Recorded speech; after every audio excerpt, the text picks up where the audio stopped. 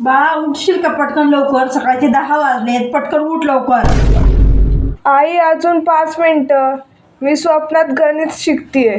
स्वप्नामध्ये गणित आणि जागेपणात मोबाईल. असं केलं तर पेपर कसे जाशील? झोपेतच जातील. पण आई रात्री झोपच आली नाही ग.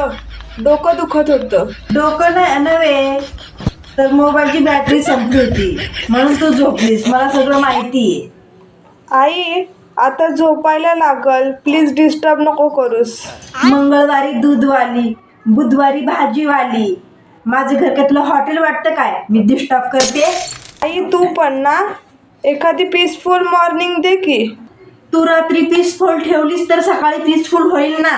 बघ जर 2 मिनिटात उठली नाहीस ना तरी गरम इस्त्रीच अशी लावी. आई तुला अजिबात प्रेम नाही माझ्यावर.